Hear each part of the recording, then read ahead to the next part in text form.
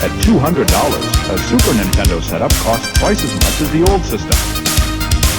For the money, the company promises better pictures, sound, and adventure.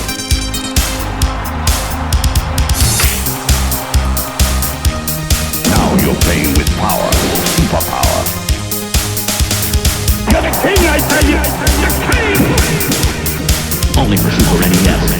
Only on Super NES.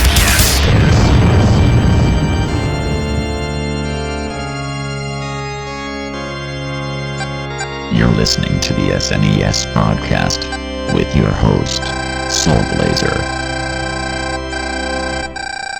Hello, everybody. This is the Super NES podcast, episode number 229 this time.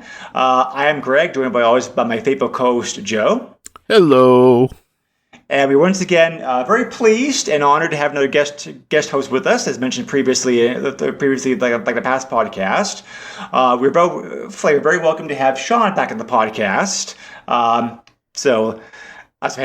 Thanks again for joining us again, Sean. Yeah, hello. No problem. As you may recall, Sean joined us recently a few months ago for the Activizer episode, and when we posted our list of games we're covering this year, Sean expressed interest in joining us for a couple of games on that list. And this game here is the first game he expressed interest in. We were covering. I'm sure some of you out there are probably saying finally, considering this is probably the most successful game in the system that we haven't covered yet in the podcast. But we're taking a look at Secret of Mana this time around, on the podcast. So, as is ideal, and as it happily works out also in this case, all three of us are coming this podcast with very different experiences and a very different history about playing this game. So, you listeners out there will be able to get a wide range of perspectives and thoughts about this much beloved classic game as we dive deep into it the podcast. First, I'll go over a few very basic details about the game to set the scene first of all. This is Secret of Mana was developed and published by Square, which is now known as Square Enix. Came out with Super NES originally in Japan in August 1993, with a North American release following shortly after in October. And in a time when many Square games did not get translated released in Europe, Secret of Mana also got a PAL release. About a year later, November of '94. So this is actually the second game of franchise, which we'll get into here very shortly about. But this is the first game of the Mana name, and now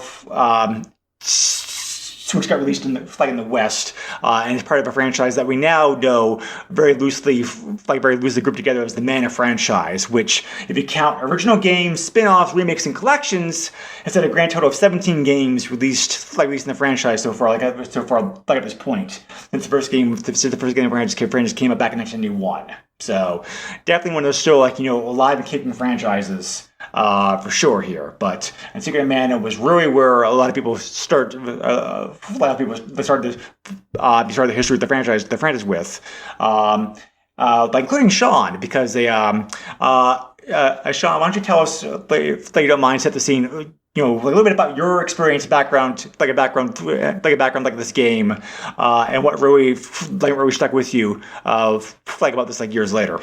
So I remember I first saw the game. I went over to my friend's house, and he was helping his sisters with the game, and I had no idea what it was, but I remember the music really stood out to me immediately, and I'll just say it right now. This game has my favorite soundtrack of any video game. It's a big part of what I love about it. The music alone just sells it for me. But yeah, then at some point I got to play it myself, and I was 9 years old when this game came out, and I had played a couple of RPGs prior to it, but never really got into them. Like the original Final Fantasy, I tried it for a bit, really didn't have a clue what I was doing in it, and got killed pretty quickly. This game, on the other hand, like, it eased me into it better than something like Final Fantasy did. And so I would actually credit this game as the game that got me into RPGs. Heck, I didn't even know it was an RPG when I first played it. I was under the impression that an RPG had to be turn-based. And so then, like, later on, it's like, oh, so those numbers that are appearing when I hit the enemy, that's damage? I didn't even know that at first. Yeah, so I rented this game many times as a kid.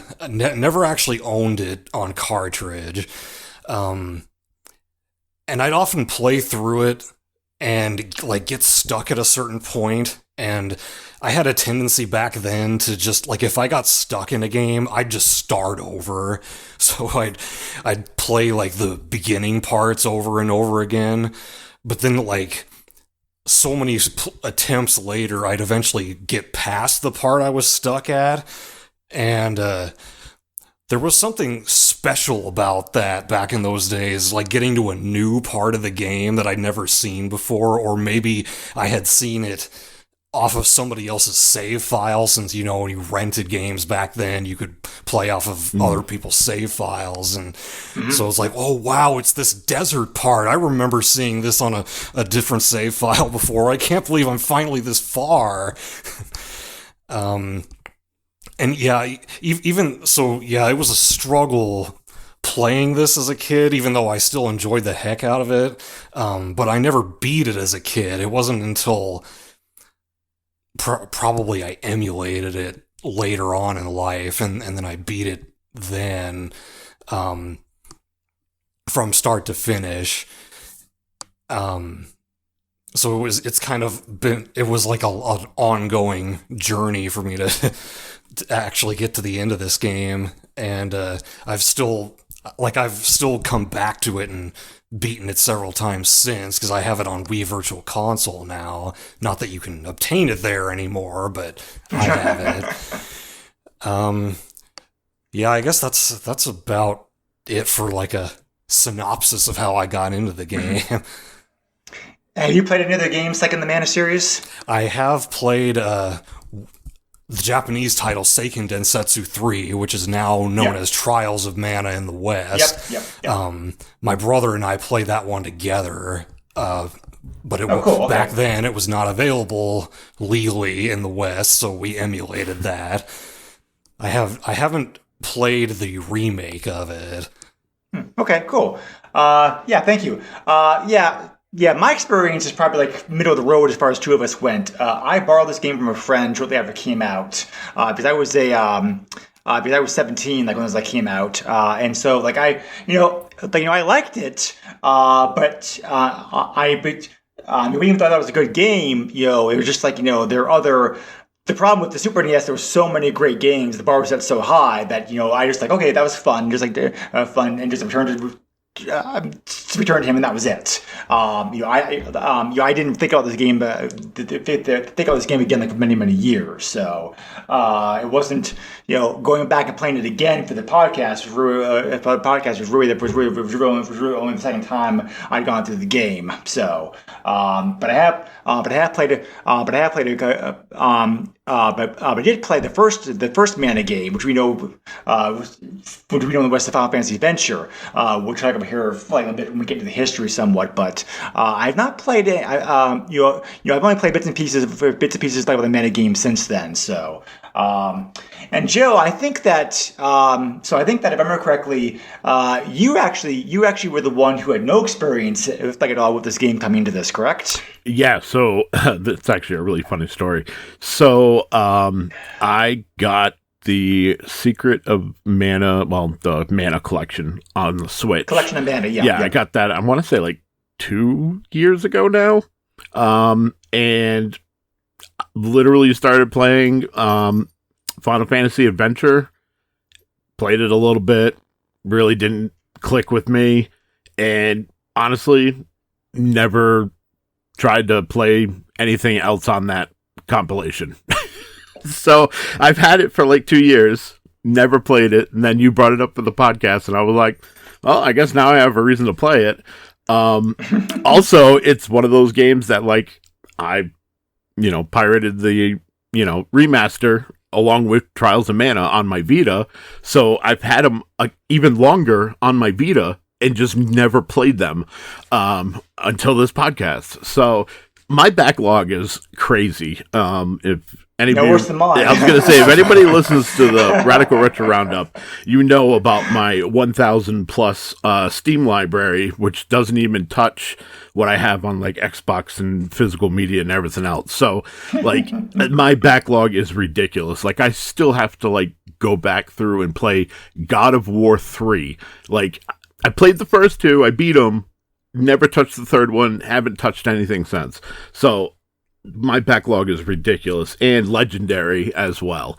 So I was kind of glad that I was able to at least partly complete this game and kind of put a half check mark there. This will definitely be something, spoiler, that I go back to and finish. But as of right now, recording this podcast, I only got about 4 hours in.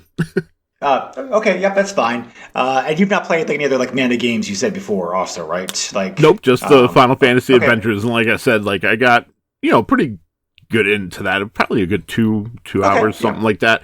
And like I said, it just I don't know, it didn't click with me. And it could be just the Game Boy graphics.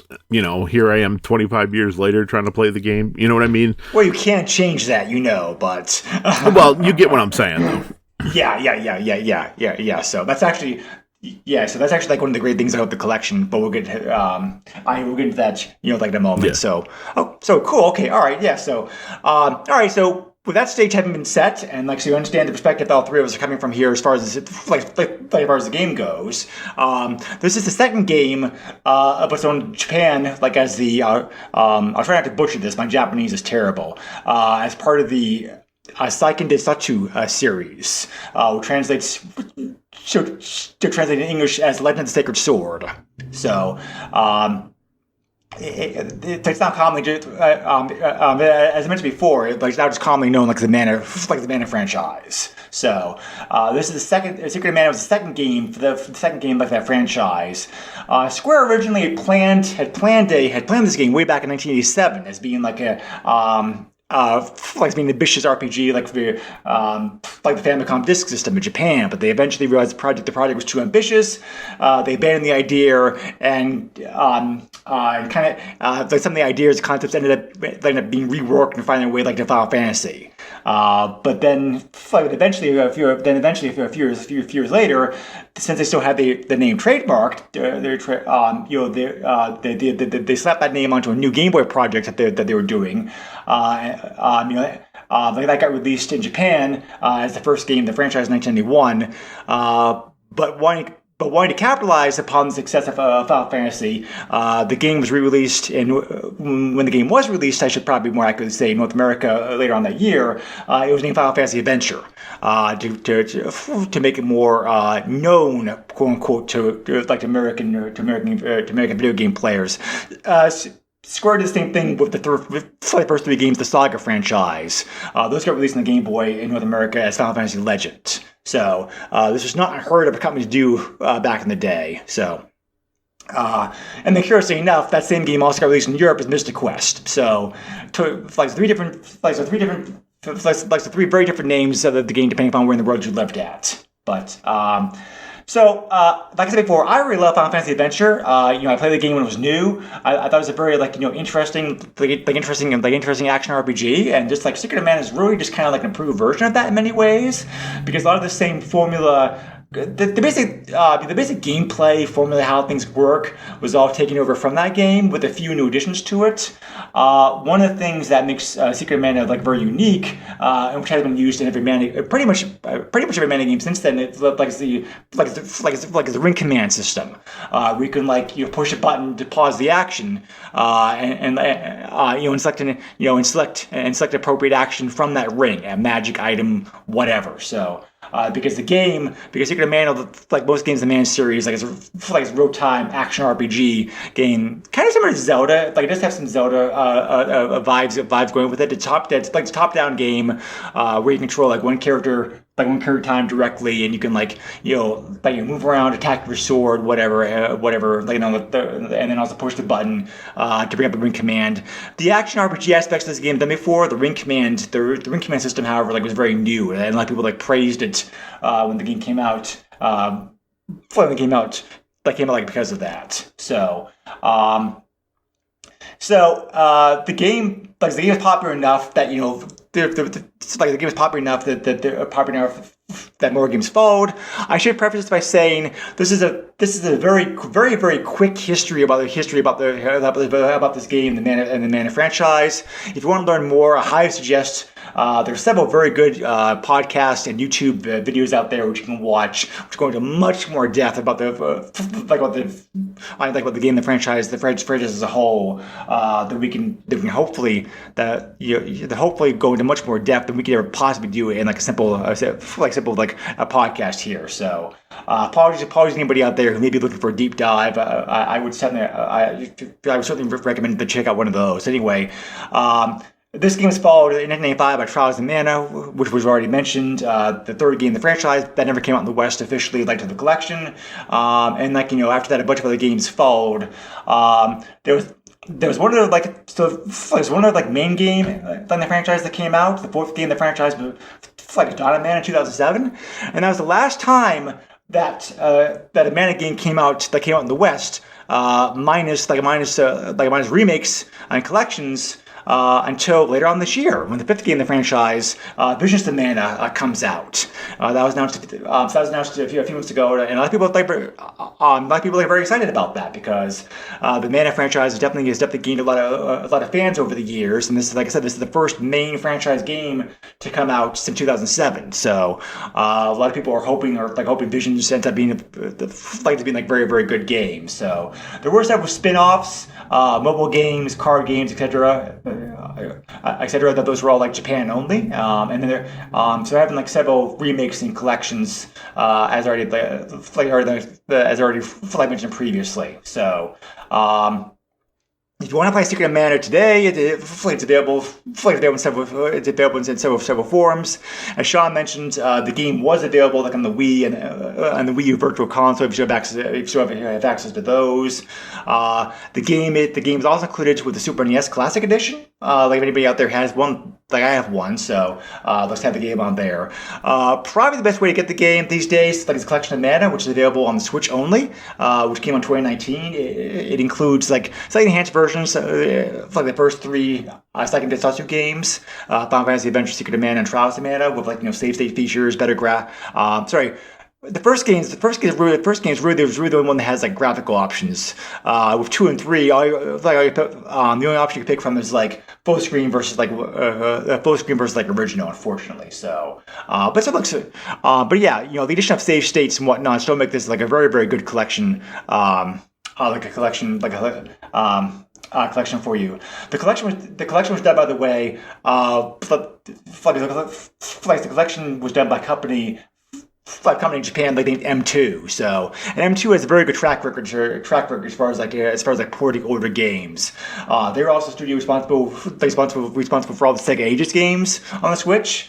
And they also handled the Konami Castlevania and Contra collections. So this is coming very good track record as far as collections go, and definitely shows here as well too. So, and then the game, Secret of Mana was also released mobile platforms back in 2010. I checked. It is still available on there, at least on the iOS store. I can't speak for Android because I don't have one. I just have an Apple phone. But the mobile version is still on there for $8. And it plays. It looks like it plays pretty well. Typical touchscreen controls, that kind of stuff. There's a few minor differences in that collection. In the version of the game, which we'll talk about here, in a bit. There also was, however, a full 3D Some people call it a remake, some people call it a like remaster. The line between the two can be kind of blurry sometimes, but I'm going to call it a remake. There was a full 3D remake of the game, which was released for the PS4, PS Vita, and Steam, as Joe already mentioned back in 2018. So lots of ways to play this game, like nowadays, currently. So, anyway, having said all that, Joe, since this was your first time playing this game, so I'm curious to hear about your thoughts as how you actually thought, like how the gameplay struck you, because I know you mentioned Final Fantasy Adventure didn't really grab you, and this game really has a lot in common with that game since that game is a spiritual sequel to Final Fantasy Adventure. So, did you find yourself more entertained about the combat in this game, or how did the experience? Just tell us like as far as your overall impressions there and game experiences playing this game for the first time, but the first time today. It was a mixed bag. Fair. So I like that as an action RPG, you have the ability to use the little circle grid and be able to hot swap your weapons and spells and whatever else. In theory, that should be fantastic. It doesn't always work as fantastic as it sounds. And there was a couple times where I had either the wrong equipment, selected, or I did the wrong spell. And I didn't really have all that much unlocked. But I like that. So part of me, obviously, I'm a traditional JRPG guy, so I want not walls of text, but I want menus. I want to be able to select my actions, go through that whole thing. Action RPGs have never been my forte. I like them, but it's not something I'm going to seek out. One of the things I really liked about the gameplay was the integration of a stamina meter. I thought that was really fun to learn and to master, and that's definitely something that you need to know. Mastering the stamina gauge is very important. Because let me tell you, before I fell in the hole when you get into the first village, your village, when you return to your village, and you have to fight kind of a boss. It's a tutorial. You're not gonna die. You're not gonna be dead. Anyways, they tell you there, like, hit the enemy when it's at 100%. Before that, I'm just tapping the A button, or in the Switch case, the B button, or on the Vita, the X button. I'm just like mashing it and just and I'm doing little damage, and I'm like, well, I'm a young kid who just fell down a waterfall. I picked up some rusty sword out of the stone. Like, I'm not powerful. I haven't gained experience, so this like 1 or 2 damage that I'm doing makes sense. Little did I know that even from that point in the game, if I had been paying attention and a little more patient, I could have been filling up my stamina meter and probably dishing out, 5s and 10s and getting to my village a little quicker than what I did. Well, I don't feel bad, because I had a very similar experience playing this game back in the day. Yeah, so did I. Because the stamina thing, it's present in Final Fantasy Adventure, but it works a different way. Right. So I'm you. I'm also not patient. My instinct is also just to go in there. Just go slash. But so I'm reminded. But it works very similar to another game, like the game that I really like. I'm not sure if you guys played Crystalis. I have not. But I know it's available on Switch, so I feel like I should pick that game up at some point.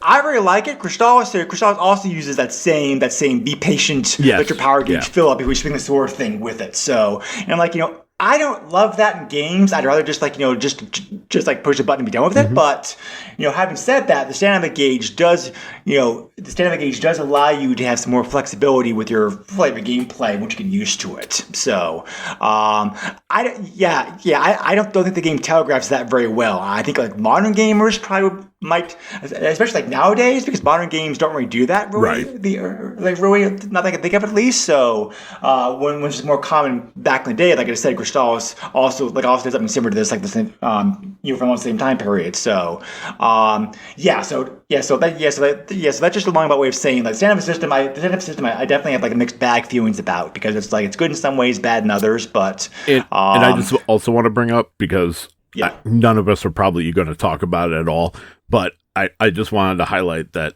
this game's multiplayer, if you want it to be. I was going to mention that, yes. Okay. I figured none of us played multiplayer, so there really wasn't much to talk about there, but I wanted to mention that, like, the fact that you can actually get 2 other friends with you was very amazing at the time period. Right. I was thinking like Super Nintendo, like you're a young kid, you have this game, and of course you have to start the game off by yourself, and it's going to be a while before you get those party members to be able to have them play with you. But at some point, this game basically becomes a party co-op game.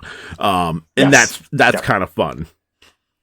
It wasn't the first game to do this. Final Fantasy IV also allowed somebody else to play along with you and control like one of the characters' movements in battle. But it really was advertised as such. So there was a hidden feature. Whereas this game, right in the box, it says multiplayer action. Yeah. So this definitely was like very, very cool. But yeah, so I did this a little bit with my friend who I brought the game from back in the day. Sean, I know you said you played Trials of Mana co-op with your brother. Did you ever do this game? Yes, I played Secret of Mana with my brother and with my friend, and I think with my cousin too. Oh, cool. All right. Only ever did it 2-player. I never had the multi-tap that allowed you to do 3 players. Yes. Okay. Yep. The Switch version, by the way, the version that's included in Collection of Mana still has the multiplayer support. By the way. Yeah, so you can still do that. It's easier to do these days. Yeah. You still have to have like 3 controllers, but I was going to say that's local multiplayer, right? Yes. Yep. Not that it matters. My Switch is banned from online, anyways. But side note: I don't know why the Collection of Mana was only for Switch only. I probably just because Square probably figured that Square probably figured the collection probably wouldn't sell that well. So I'm thinking it partially has to do with Nintendo being like, our Game Boy games and Super Nintendo games are not going to be on another console. Maybe. Just a theory. Could be, yeah. But I also saw some reports. I can't confirm this, but I also saw some reports that it's believed Square may have lost some of the code for this game originally. So they may have the port goes. They need Nintendo's help to get the game ported over anyway. Mm-hmm. So I don't know how true that is, but luckily these days, Nintendo and Square have patched the relationship back up because it was rocky there for a while, but and Sean, I think you mentioned before to me, and I definitely was going to definitely do want to talk about this. This game may have been a reason as to why may have been a reason as to one of the possible splits that happened between Nintendo and Square back in the day, because this game was originally designed for a plan to be a launch title for the Super NES CD player, which never came out. So the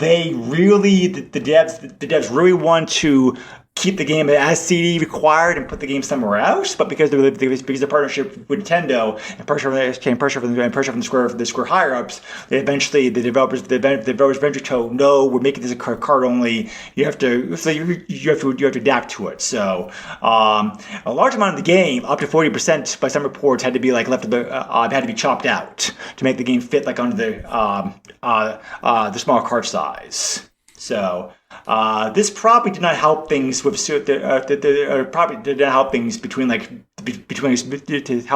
two companies, because Square really planned upon this being this huge, ambitious, CD required game, and then to be told a few months later the project the entire project was scrapped, certainly led some butthurt at the company, I'm sure.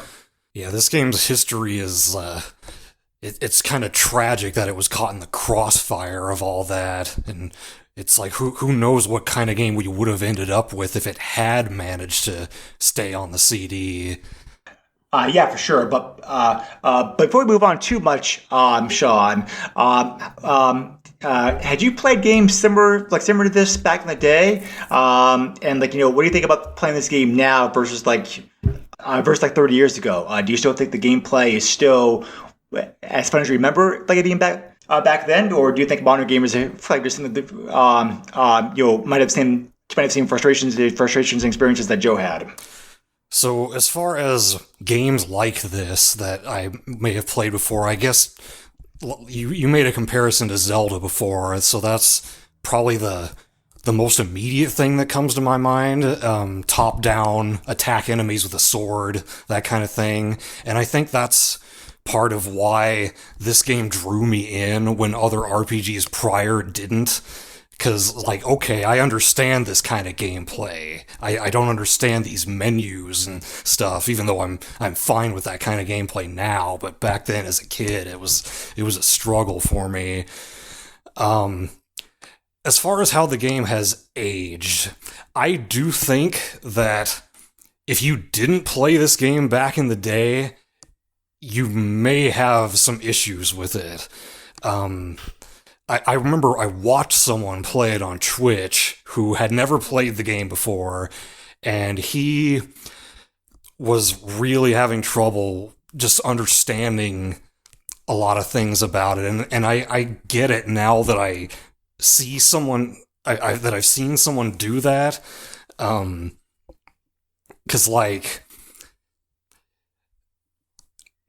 when you would attack an enemy, sometimes you'll miss them, and the game's the stat calculations factor into that, but the game never tells you that. And so and it also doesn't give you a whole lot of feedback. If you attack an enemy and it doesn't do anything, it's not real clear if the reason is they just dodged it, or you didn't hit their hitbox, or they were still in iframes. There could be any of those reasons why you didn't actually do damage, and the game does not tell you which one of those it was. So I kind of get why he was frustrated with the game and just not understanding how damage is dealt, and just the mechanics do seem janky from a modern perspective. I totally understand that. So I would caution people who want to play this game now for the first time. Yeah, I was thinking the underlying mechanics were kind of like playing D&D. So every time you hit the action button to attack, it's a dice roll. Because I noticed sometimes I would miss. Just completely miss, but yet I would just hit the button again and then critical hit. and I was just oh, okay, that's super one extreme to the other, but that's how I just put it in my head as far as writing it off, you know what I mean? Okay, it's D&D mechanics, okay, so now I expect this certain amount of jank to be here when I go into battle. Yeah, and enemies behave differently too when it comes to attacking them. Some of them you can stack damage on top of them. You hit them while they're stunned, and then the next damage number will pop up in a moment. But then some enemies later on you can't do that to at all. You have to wait for them to be completely unstunned before you can hit them again. And the game just doesn't convey any of that to the player. It's a lot of trial and error.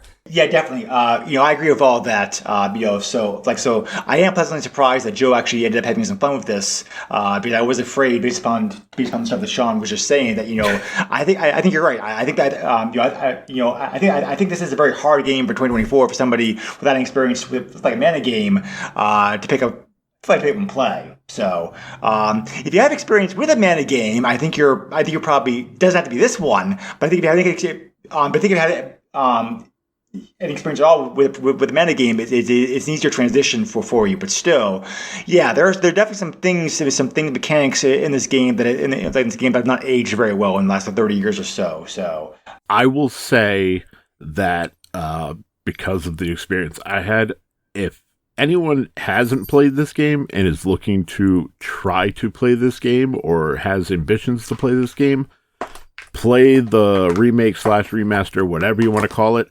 Play that version. I'll get more into it when we start going over to the details of how we felt like playing the game and everything else, but there are definitely some things and a reason why I switched from the classic SNES version to the remaster/remake, whatever. Well, we will talk about the remaster later on in the podcast for sure. So, okay. Actually, looking back at it. Looking back at it now, I think these games are roughly the same time period, but we didn't have an experience with the games in the West yet. The overall gameplay works like you eventually get a party of 3. You can directly, like your top-down view, like directly control like one person. You switch out any time. The AI controls the other 2 characters. It's very similar, like to how the Star Ocean games play. I'm not sure if you guys have any experience like playing those games, but the main difference between those games is Star Ocean actually goes into a dedicated battle screen, a la an RPG, whereas with like mana games, it's just all like action based. You're on the you just fight the enemy 1-on-1 or 2-on-1 or whatever on the screen. But the overall mechanics of gameplay reminds me a lot like about those games. So I believe that the first mana game for Final Adventure came out first, but so anybody who's played Star Ocean, I think also have more of a familiarity or comfort like these games because of that reason. Yeah, I haven't played Star Ocean, but I've seen a little bit of it, and I have played the Tales series of games, so I think there's some similarities to Tales as well. Yeah, the Tales franchise also shares some like similarities, like for sure. So, so one of the interesting things about this game, and really one of my biggest complaints back then as it is now, this game is the overall AI. The enemy AI is fine. It's not great, but at least it's like competent enough that at least it gives you like a good challenge. I wish the game did explain more of what was going on for things like Joe was just talking about, but the player AI for the other, the AI when you're your party members to help you out, it's rough. It's wonky. There definitely there are different times that your eyes get stuck behind trees or rocks, and what slight amount to do. They like hit them free. Times they don't attack an enemy or don't use the right they don't go about or using magic as opposed to a weapon or vice versa. I'm constantly with easy enemies. I just take the hero and be done with it. But with but in more complex fights, I'm constantly having to switch between person to person to person to try to fix some of the issues the AI's having, like that person try to control them for me. So it's definitely a mixed bag. It's ahead of the time, and I appreciate it for what it is. But man, it's rough, especially having to go back to these days. Yeah, they do get stuck behind things a lot, and there's unfortunately really not anything you can do about that. And another kind of issue is that your allies by default are set to like prioritize defense, which I really don't think they should have done that. You have to go into the game's action grid and move them over to attack to get them to like actually start attacking the enemy. So anyone playing this game for the first time, I would highly recommend, as soon as you get your party members, go into that action grid and move them so that they'll actually start doing damage. Right. So another frustration I had with this game, which is kind of related to AI, is the fact that there are times, and Joe, this also may be part of the issue that you were having. You may push the button to attack, but the attack's not registering. And one reason the attack may not be registering is because the enemy may be doing the enemy may be doing an action themselves. Yeah. And because the game has a pecking order like D&D, where it's like this action goes first, then this action. So you may be thinking, okay, this is going to hit. but because the attack is happening at the same time that the enemy is doing something that can, nothing happens. A similar vein, your attack may seem delayed because because attack from one of your AI companions, it gets like first priority as far as CPU goes. So there definitely can be some frustration with the combat. It makes a very janky experience in places because it's like you're not. Even when you understand how the standard system works and whatnot, there's still issues because those things going on there. So modern games have fixed that issue happily, but again, limitations of Super NES and whatnot. It's a very janky combat system for sure. So I think some of the issues we were having earlier, Joe, with your frustration with the combat would definitely do a large part to that. Yeah, and I mean there were other frustrations there, and you guys kind of touched upon it, like. The AI, I literally put in my notes, the AI sucks. My party members were always getting stuck, which then, of course, is, stopping my progression. I got to go back or collect them or switch characters and move them out of the way. The other thing is, like, NPCs getting in the way and things of that nature. And I already discussed the weapon ring. This was actually the AI getting hung up on different objects and causing me to go double back when I was like ripping and ready to go and just keep exploring was actually the reason I switched over to the remaster. I got so tired of having to go back and collect the AI that I was like, you know what? Like, I was like, the remake can't be this bad. And sure enough, the remake, it's not great. The AI is still pretty dumb. But by default, the AI does attack the target that you are attacking, so that helps. Well, that's a plus. Okay. And the AI is smart enough not to get stuck on stuff. And if they do separate from you and they do get stuck, as soon as you move to the next screen or the next area, they magically warp with you. So I that's when I was like, you know what? I'm sticking with the remaster. But everything else I loved about this game. But it was really that one hurdle. And then, once I was playing the remaster, which I said, like, I kind of feel like it was cheating because I wasn't dealing with the really dumb AI and getting stuck on everything. And, like, I know that's like part of the experience, but it wasn't a very good part of the experience. So yeah, I mean, I got to experience, the beautiful graphics on the Super Nintendo. I got to listen to the wonderful music this game has. Another complaint that I had was that, sometimes when the screen gets a little busy, the music cuts out, and that's kind of a bummer. That doesn't happen in the remaster, thank God. And I truly think the remaster is probably what the developers had in their mind as the ultimate, or close at least, not only script wise, but also musically, what their vision was at this time. Because obviously graphically it wouldn't look as good as it does, on a Vita or a PS4. But, picture these Super Nintendo graphics, but with like CD audio, orchestra, like music, and, obviously the amount of information that get put on a CD.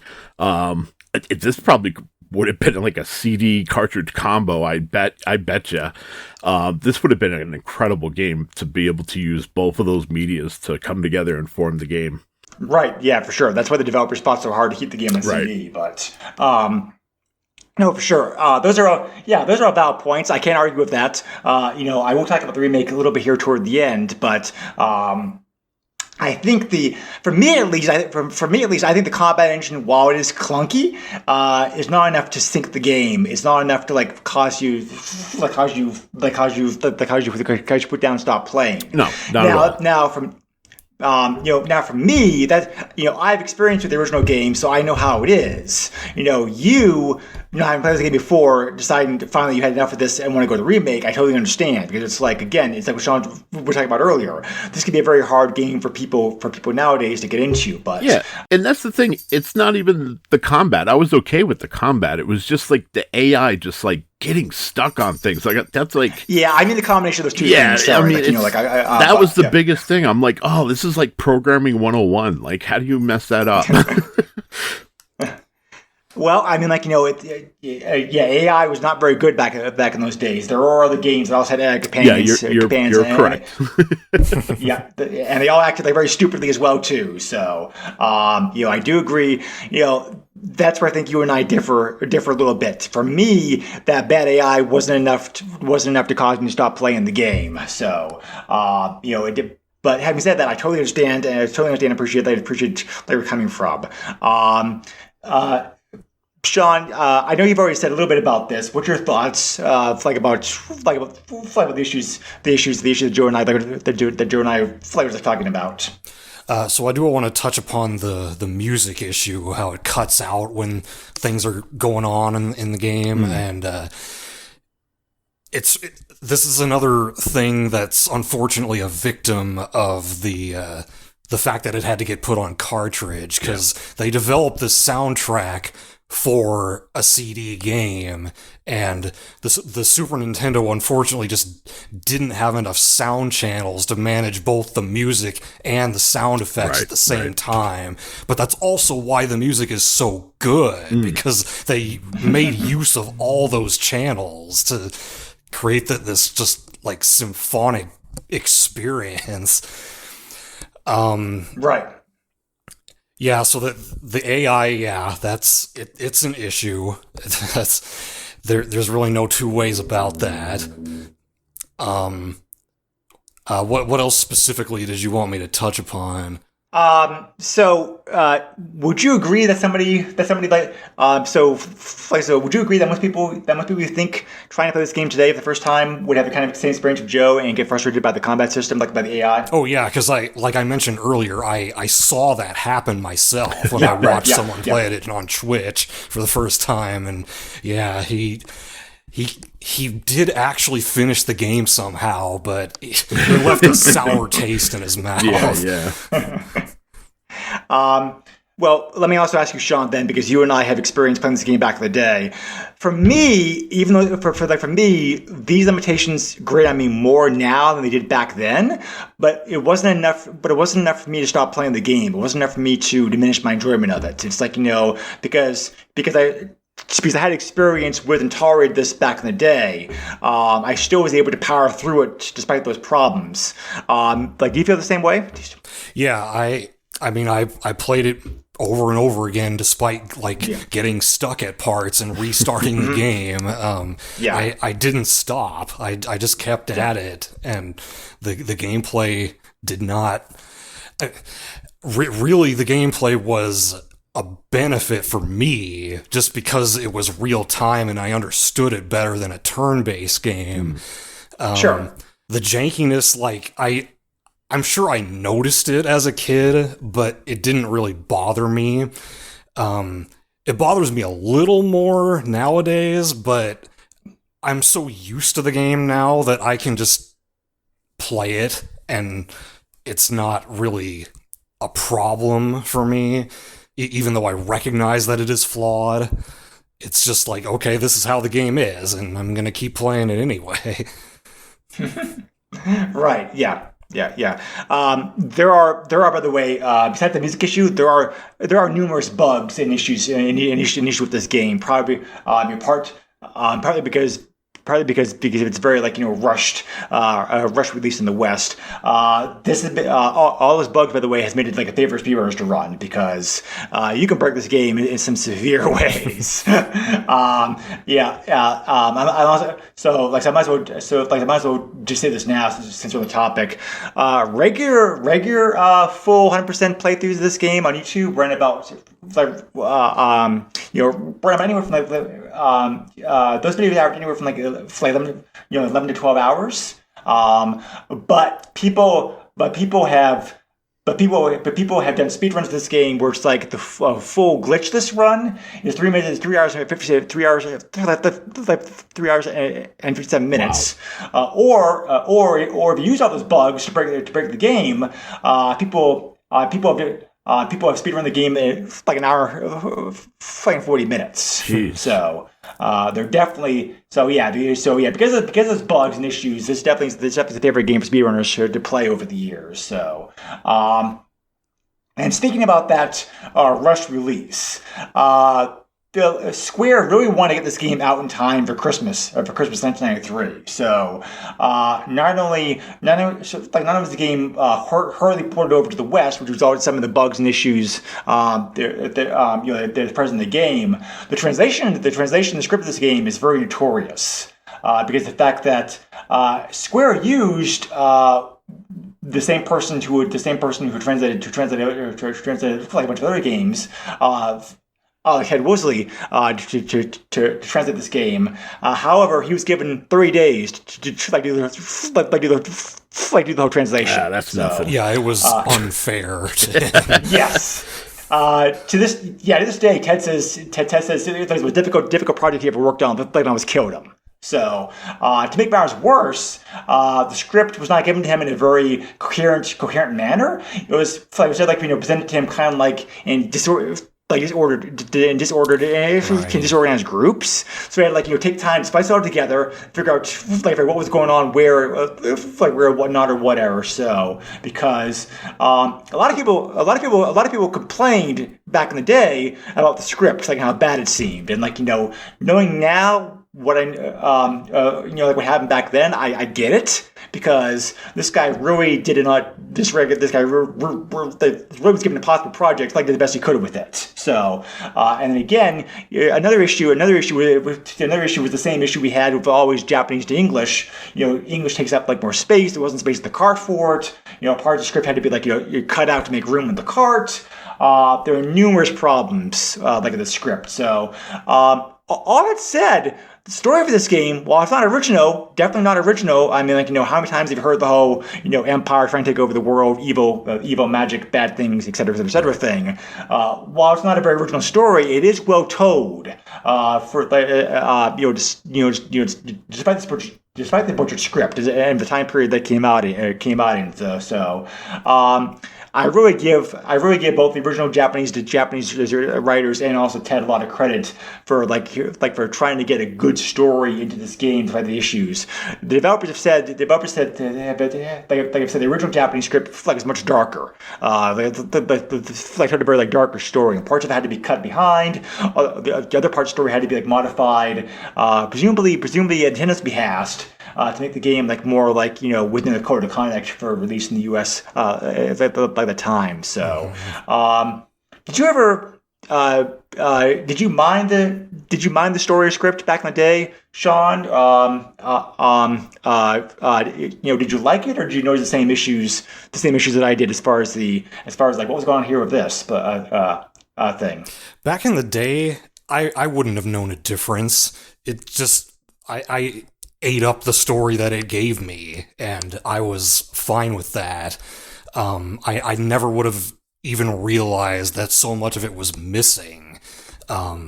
Nowadays, it's wow, there's definitely a lot of missing information here, and it could have been so much better, in part due to the content being cut anyway, and two, because Ted Woolsey had so little time to translate it.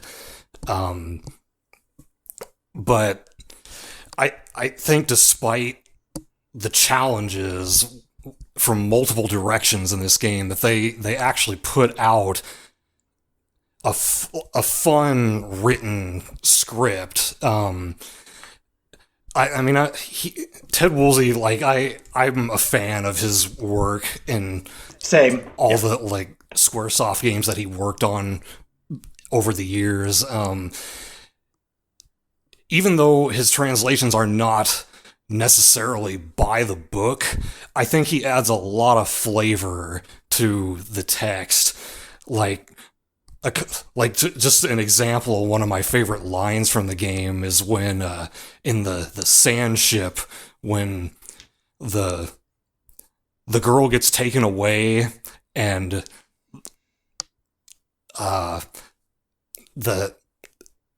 she's with one of the captains of the ship, and he's like telling her to massage his shoulders, or I don't remember the exact line there, but then she responds to him, "I'd rather have my gum scraped," and I'm sure it did not say that in the original Japanese text, but Woolsey added that in, and I just think it's great. And then there's another one later where the Empire says they want to talk peace, and the Resistance goes to the castle, but then, of course, it ends up being a trap. And then you talk to the Resistance leader, Chrissy, in the cell, and she says, "Emperor Van Dole is a dog." And it's little things like that I think just give it so much character. Yeah, I totally agree. I thought the story was fine. I mean, I did notice. I definitely noticed the script issues back then. Just it was better. It was better script than Final Fantasy IV had for sure. It was terrible translation and whatnot. So it's it was fine. The mobile version of the game uses slightly enhanced version of the script. Not major differences. They did clean it up. They did uncensor some of the parts of the script that Nintendo had required to be censored for its original Super NES release.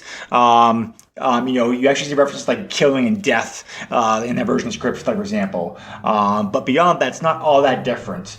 We were talking about this, with the podcast. The collection uses the original Super NES script. It looks like the remake, however, uses the original Japanese script, like the game. So it's much more detailed, involved, in depth, etc. Did you mind the story at all, Joe? Did you think the story of the game was all right for what it was? So for what I played through the Super Nintendo version, the story is in general pretty basic. Hero doesn't know he's a hero, stumbles into destiny.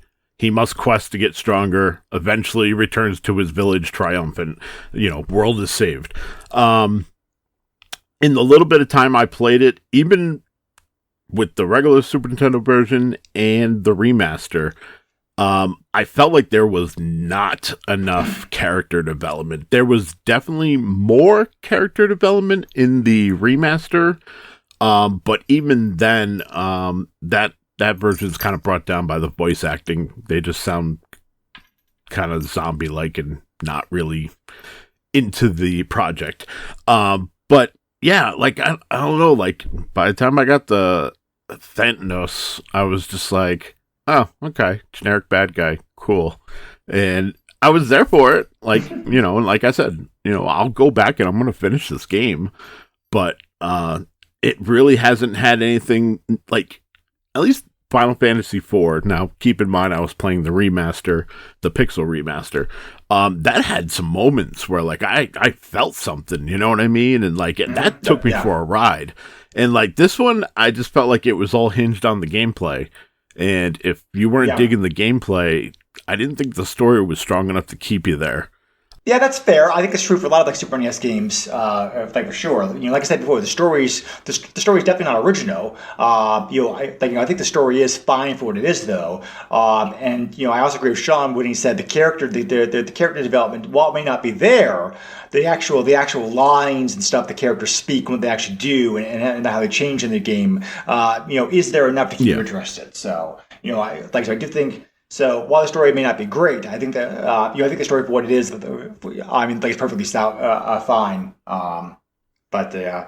We talked about the graphics and music here a little bit. Let's just actually zero in on that point for a little bit. The graphics are very similar to other RPGs, the system, top down, that kind of stuff. That said, these are very good graphics. So even nowadays, they seem very pretty. The sprites are large, detailed.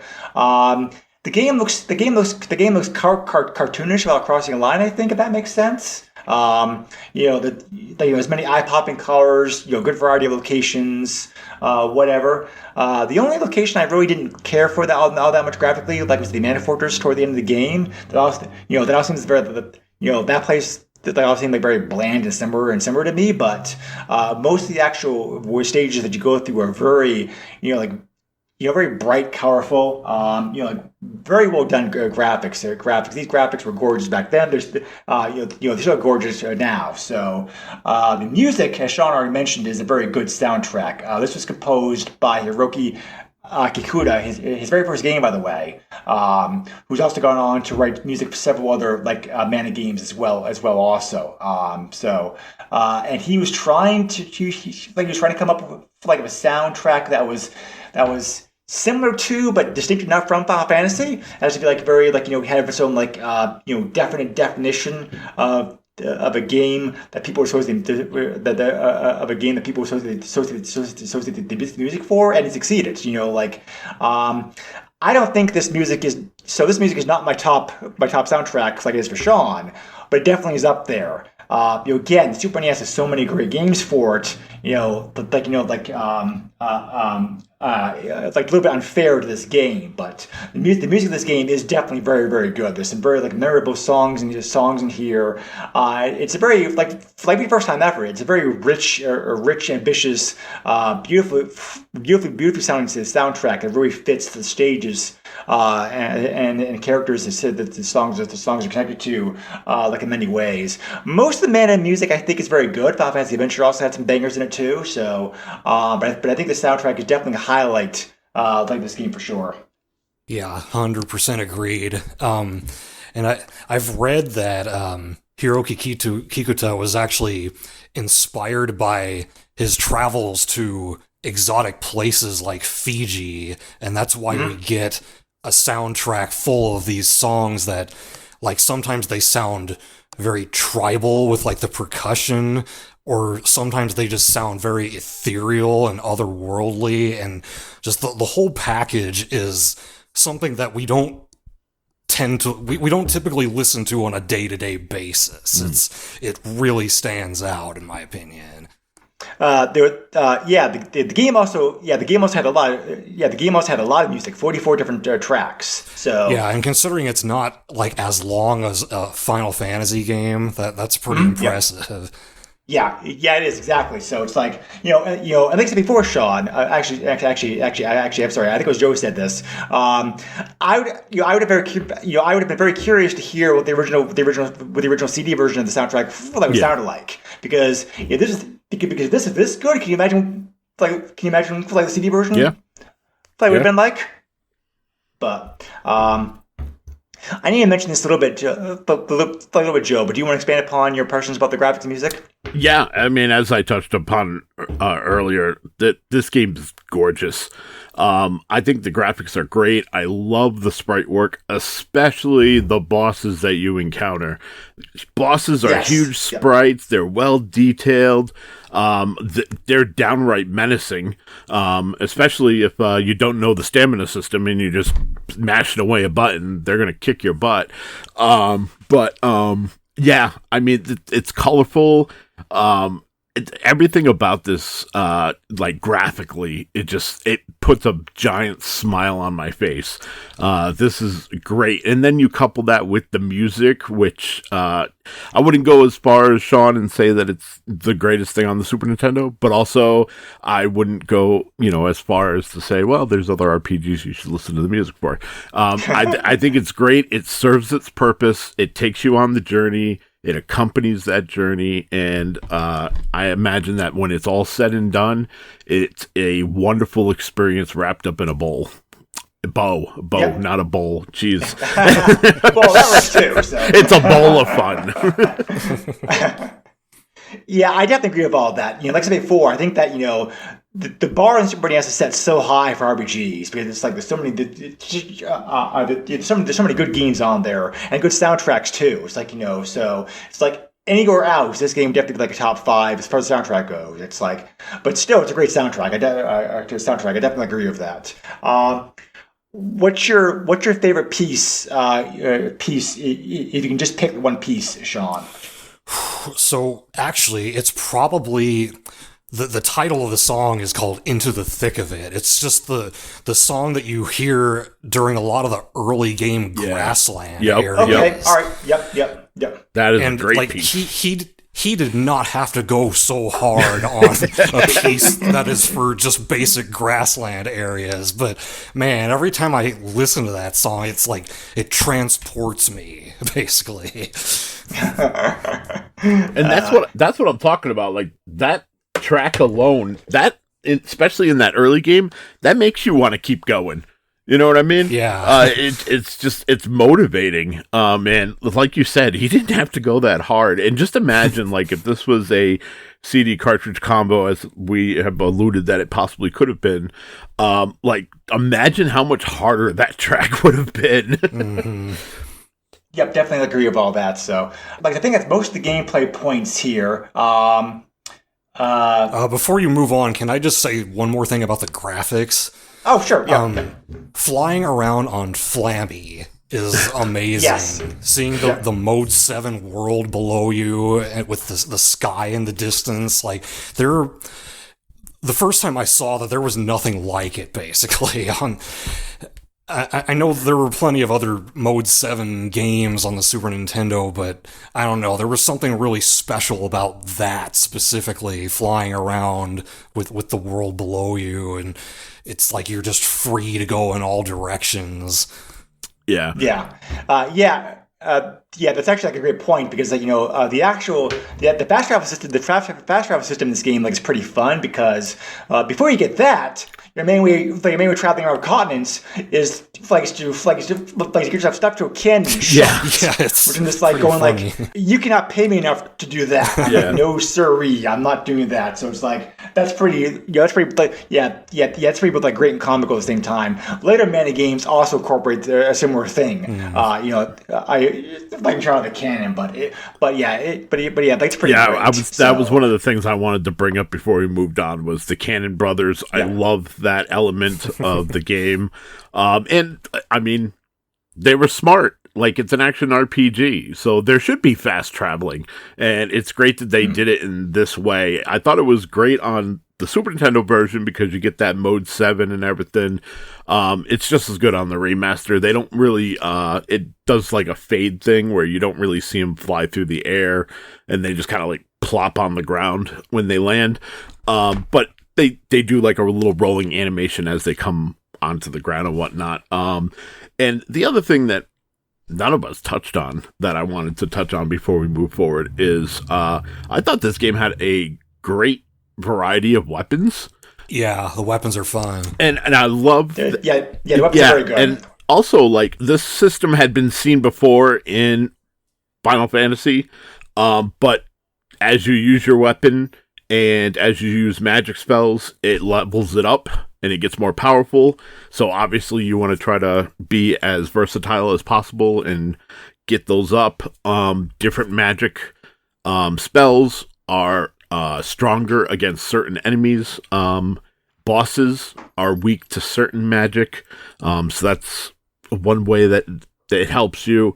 And then orbs. You pick up orbs to be able to upgrade the weapons, which is really cool.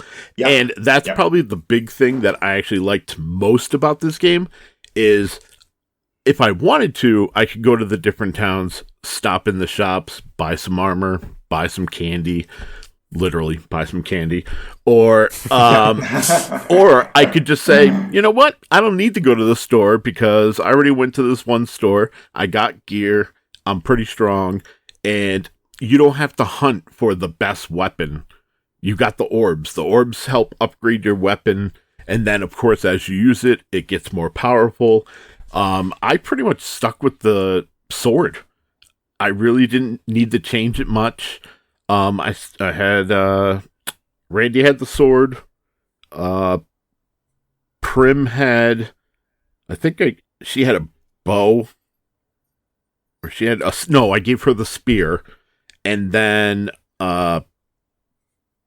was Poppy or Pappy or whatever the heck her name is. Yep. I gave her the sprite. sprite. I gave her the whip, and between because she's just going to use magic anyway, so I was like, just give her the whip. This way, when I need to like get across like a certain part in the game, like I could just whip switch to her and use the whip, and they all move over and whatever. But Yeah. I really like the fact that I didn't have to hunt down, like, it was like I have the weapons for the most part. I have all the weapons I'm going to need, and now it's just, okay, I need to fight things to not only get stronger, but I need to collect orbs because then I can upgrade my gear. And occasionally I'll have to stop at a store when I reach a new village to look at what they have for sale as far as armor goes. But for the most part, pretty much what you buy when you first get into Pandora, once you unlock Pandora, because they're all zombie-like, big thing, once that village is out of the spell and you're able to go into their armor shop, pretty much you got at least at that point in the game, you had the best gear. And I'm thinking, anytime after that, it's probably going to be at least a village or two before I'm going to have to look in, desperately look in the store and say, I need to upgrade. Yeah, right, I think later in the game, having the best armor is pivotal. Right. The last couple areas, you see a huge damage increase from the enemies unless you have the best armor available. But yeah, for the most part, you don't have to fret about it too much. There are a couple of rare armor drops from enemies, but I don't think they're necessary. I think if you're just buying stuff, you'll get by. Yep, I definitely agree with all that. I did notice certain weapons just were effective against enemies. But I think but I also agree with you, Joe. The sword that I felt was a good all around balanced weapon. I did use that a lot also. And then also as you find elements, you also gain more magic and the combination of weapons and magic makes for a very good combat system.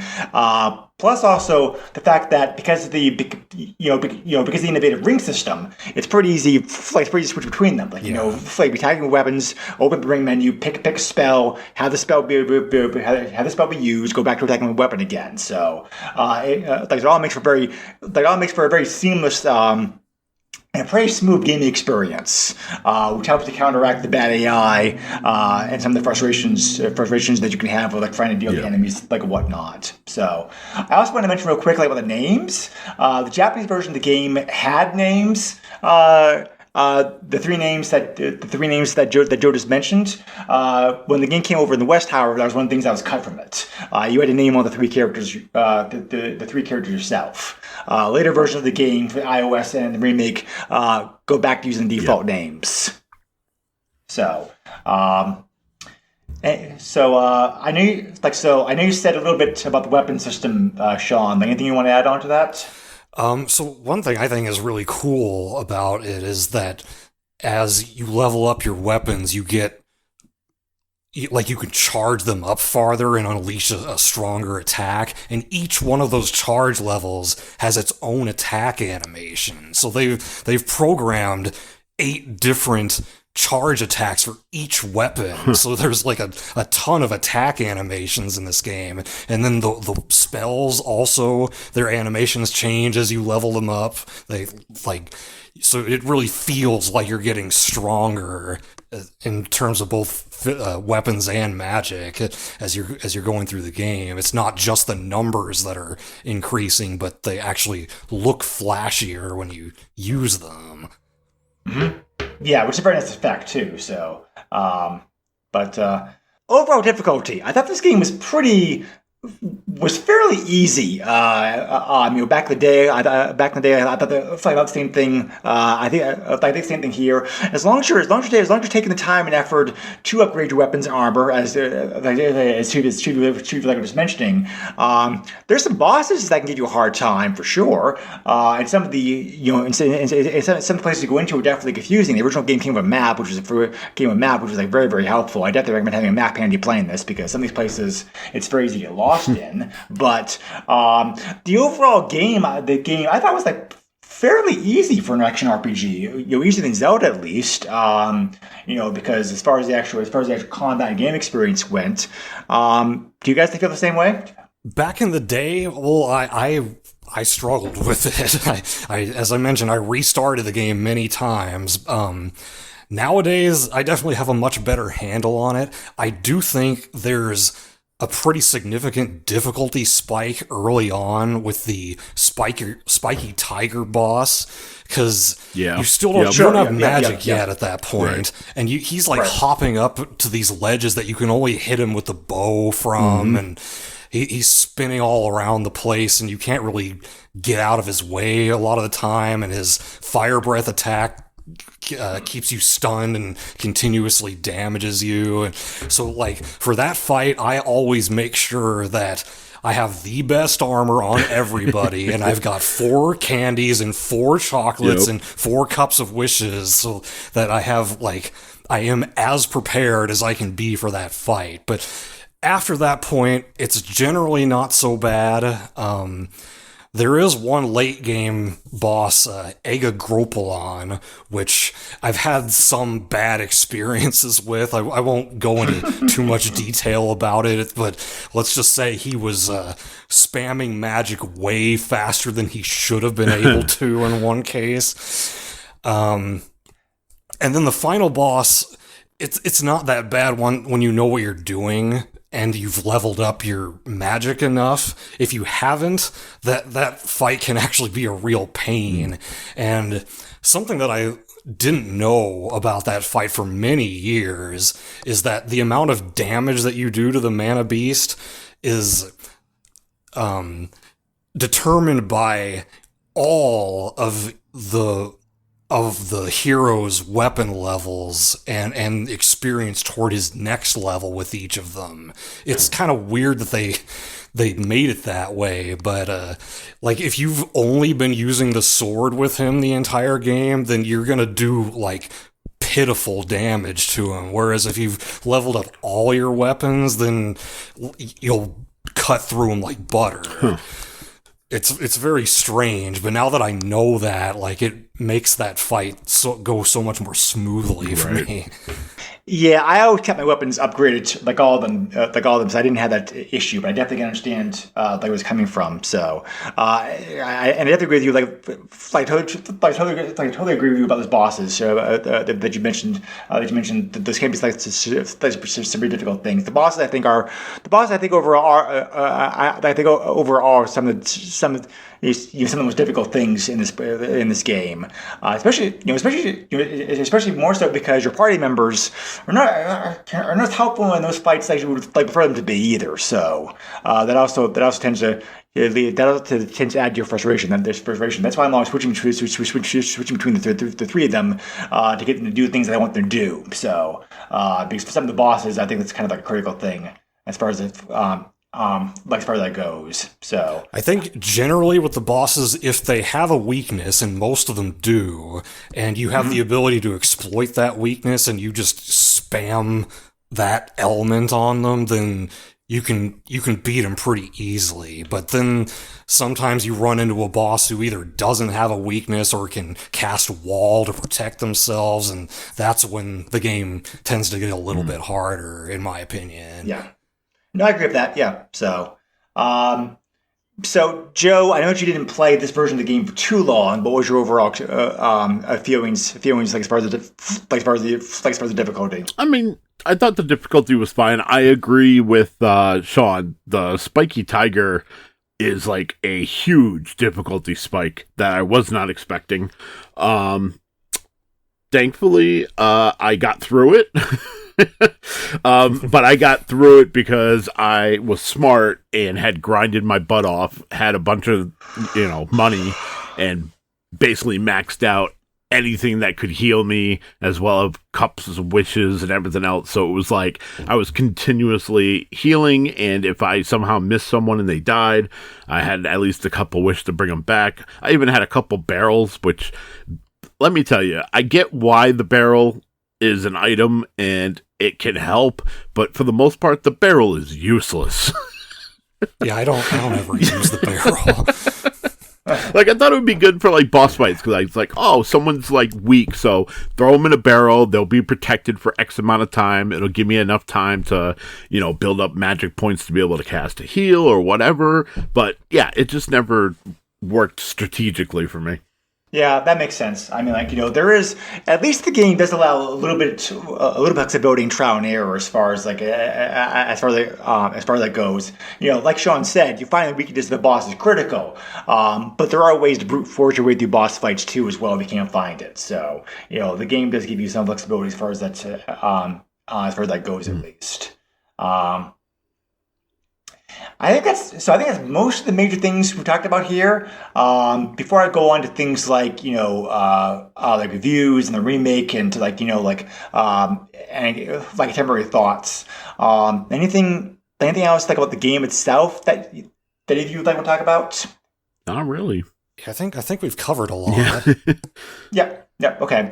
So the game, obviously the game, the game got well received and well reviewed, as already mentioned before. It was a very popular game when it came out. It came out. It's still a very popular game today. The game got very high scores when it came out across magazines across the board. Edge gave it 9 out of 10. EGM gave it 35 out of 40. Famitsu gave it 33 out of 40. GamePro gave it 18 out of 20, Nintendo Power gave it 3.9 out of 5, et cetera, et cetera. So very high marks across the board as far as that game went. It was one of the games. It was one of the games that kind of built off slowly by word of mouth because the original game did not have a big marketing push. I'm trying to remember. I meant to look to see if this game had a commercial made for it because I don't remember seeing a commercial like this game. But during a time period when many games did have commercials for them, so it built up slowly. But as time passed and word of mouth spread, how good a game that it was. The game did sell better. It never sold as well as it did in Japan, obviously, but the game did sell well enough in both North America and Europe that the game not only had a very wide scale fan base because of that, but it also made Square a pretty hefty profit. They estimated. Square themselves estimated in 2003 that about altogether Secret of Mana and it's very Secret of Mana had sold almost 2 million copies worldwide. Between the 3 regions, and for 90's game, that's a pretty good sales figure. So as far as advertising goes, I remember in just about every magazine and comic book at the time was a double-page spread, and it was like the giant tree that you see on the box cover with the forest and whatnot, and the character's super small. And then it basically kind of did like a quick here's what's going on. It's like, you know what I mean? Like the world's life force, is mana, and it explains that, and then it's like, it's been shattered. The 4 winds, there's 1 warrior, 1 weapon holds it all. It was a very artful way of advertising the game. They didn't tell you too much, but they told you enough to get you at least interested in having the double spread and seeing this giant forest. It definitely left an impression. Like I said, I remember seeing that in comic books and magazines. Right? Yeah. I also saw that. So commercials. I mean, the Japanese have always had commercials for like every freaking video game that's come out, and we seem to only have like Mario commercials. Like everyone's buying Mario, you don't need to release a commercial for it, but it is, or you get the Mortal Kombat. Right. Yeah. So I think Square didn't make a lot of commercials for their games. I mean, Final Fantasy 3, aka 6 had one. But outside of that, I don't remember seeing any the games for a long time. So, but yeah. So, having said that, Secret of Mana is selling pretty well in the West. I'm sure some people listening to the podcast are probably wondering right now. Well, why did the sequel to the game I guess translated in the West? Well, there's a few reasons. There's a few reasons commonly given for that. One of them being that the game I'll use a Japanese name like a second. Detsu 3 had some programming and or bug issues that that would have required considerable time and cost to have them fixed for Western release. They also brought up the fact that the game was so big, even bigger Secret of Mana, that it would require a very expensive cart, and Square ultimately decided that the project would have cost too much money that it wasn't worth it. I could see that because that game has 3 different final bosses and 3 different endings and 6 characters to choose from that you pick one as the main character and then the other 2 as your companions. Right. Actually, Sean, I was going to say the last commonly cited reason is that there wasn't room on the cart for flavor translation either. So, so we didn't get the game released officially in the West. There were fan made translation patches, as Sean mentioned, but we didn't get the game officially released in the West. Flight of the Collection was in the Trial Mana. The name was picked, by the way, because Tri means 3, which is the third game in the franchise. And also because it refers to the trials, the protagonists, and the 3 of the 6 characters can be selected for triangle stories. So there's kind of some reason behind the name pick that it was there. So I definitely want to play Trials of Mana. I only dip my toes into it a little bit. Check it out in the collection. It seems like it seems very similar to Secret of Mana, just an improved version of it. So, Sean, you said that you enjoyed the game even more than Secret of Mana, correct? I don't think I would say I enjoyed it more than Secret of Mana, but I guess I have a bias. Secret of Mana is the one that I grew up with. Sure. And, I recognize that Trials improved a lot of the mechanics and reduced a lot of the jank, but there's just that nostalgia factor with Secret of Mana for me, and the music. There's no other experience like it for me. Yeah. Also, also like Secret of Mana, Trials of Mana has also gotten a full 3D remake on modern systems. So I definitely am curious to play that version at some point in the future too. We can go ahead and talk about the remake here at this point. I did want to play the remake, but they're still charging $40 for the remake of this on Steam. So and the Trials of Mana remake is still going for $50, and it's so I already spent $30 up on the collection on the Switch. So I'm I've already spent so much money this year on games, I just can't justify the cost for this right now at this point. So I did check out I did watch some YouTube videos on it. I agree with what what Joe said about it. It definitely looks like a very graphically. The graphic of the game. The game's beautiful. The improved script seems like it's very faithful to the original Japanese script. They definitely fixed some of the issues, such as the buggy AI the original game had. That said, the remake is very divisive. And Sean, you probably would understand exactly why. People grew up the game like you and me. Tend to dislike. Generally have said they dislike a lot of the changes because they grew up with the original game and blinded by nostalgia, all that other stuff.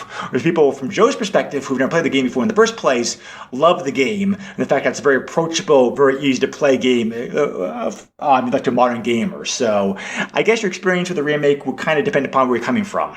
Yeah, I haven't seen much of the remake myself, but I know a couple of people who played the original back in the day and tried the remake and were not fans of it.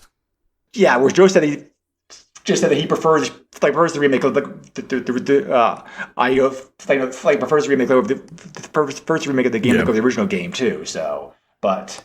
I didn't realize. I didn't realize the game came out so long ago. So long ago that the Vita actually that they had the game. It's wow, that's a blast of the past. But so the cool thing to just build off of that. So we have the modern version of Trials of Mana. We have that remake of Secret of Mana, and they also released Adventure of Mana in 2020, which is a full-on remake of Final Fantasy Adventures. So the second remake. There actually was an earlier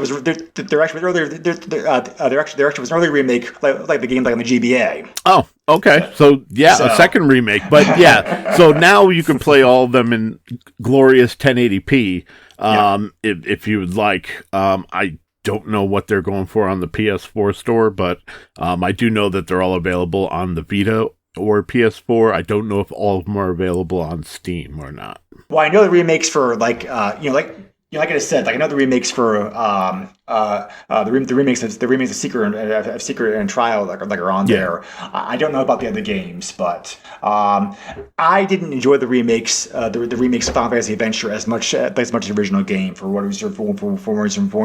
various reasons. I mean, they're fine games, but again, it's like I think they kind of lost some of the charm that the original game had to be at least. So kind of you kind of the same issue. There's the kind of same issue that they're just talking about as far as the as far as the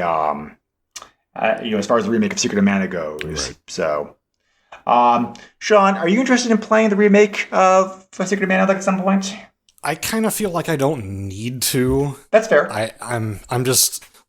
I'm so ingrained with the original that that's the version for me. Yeah, that's fair. I get it. So, but I mean, I get it. Like if they released a remaster or remake of like Lunar, I don't know if I would approach that. You know what I mean? They kind of did on the PSP. Yeah, I was gonna say they kind of already did that already. Kind of. And it was okay. I still haven't beaten it, and there's a reason for that because I love the original so much, and I mean the original as in the first remake, which was on the PlayStation. Yeah, I love that version so much that for me that's the definitive way to play it. They can come out with 1,000 different versions of it. I'm still going to go back and play that one, so I completely get it. Yes. So okay. So he's finishing up here. Contemporary views of this game start very positive. Many people still put it like the many folks still put it in their greatest games of all time collection like a whatnot for sure. So there were stories that came out, by the way, which confirmed I got the idea earlier when I said before that the rocky development to Secret of Mana was one reason that Square decided to move away from Nintendo consoles, Sony consoles. I didn't get that out of thin air. There were several books and interviews that came out in the 2000s that talked about that. So, I do want to say that just to set the sources like we're going to stuff from. How true that is, I don't know. I definitely do know that the developers are very unhappy about being forced by their bosses to keep the game to move the game to cart when so much of the game had been designed to play around CD. So it probably, I'm sure it had some influence on it, but how much. But this game came out 3 years before Square actually abandoned Nintendo's kind of systems, moved over to the PlayStation. So how much that actually played into that I don't know. But the ring menu system definitely has been copied. One magazine called it mimicked many times in many other games over the years. And so being used in some games. Many games today like a matter of like one form or another. So there definitely is some lasting influence and inspiration that this game took. So it also inspired Square to put a new team of developers, Red Washington, which was the start of SquareSoft, the U.S. branch of the company, to design an American version of this game that was similar to Secret of Mana, but was more Americanized. And that project ended up becoming Secret of Evermore, which we're going to talk about later on. Later on this year, like Zone podcast. Did you ever play that game, Sean? I played a little bit of it. Yeah. It's very different to Secret of Mana in some ways, but without I played it also back in the day. Like, without getting into too much, there are some things Secret of Evermore that I definitely like more than Secret of Mana. So, it would be fun to talk about that. To get to that for sure. So, but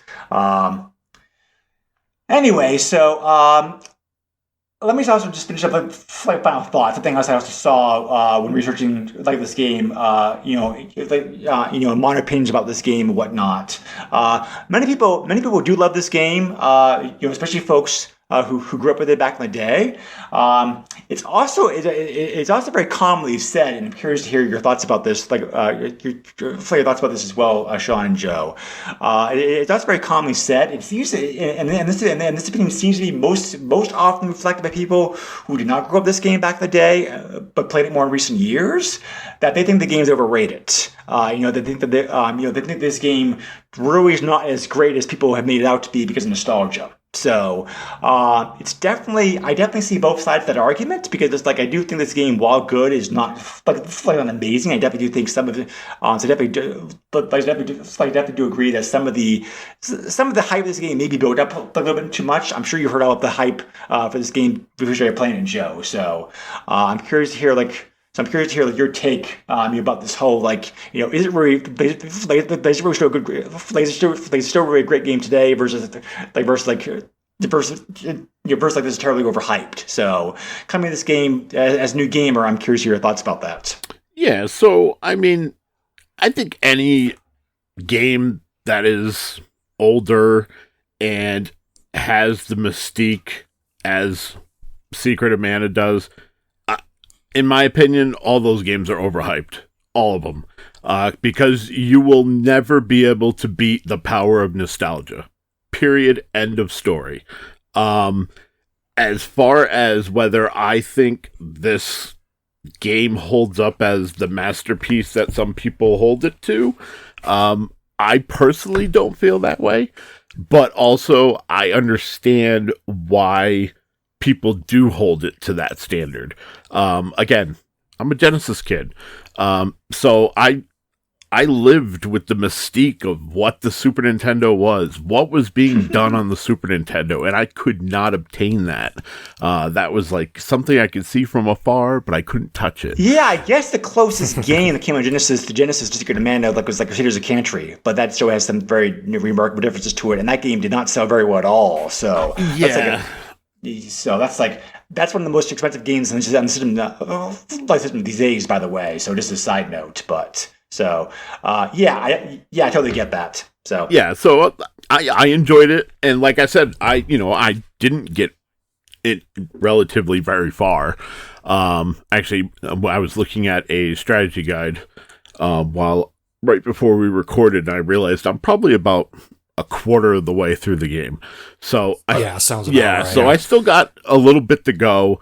I feel like I have my opinions because I did experience what I have of the game, but my opinion shouldn't be held it should be held with a grain of salt, because I have not completed the game. I don't have the full experience.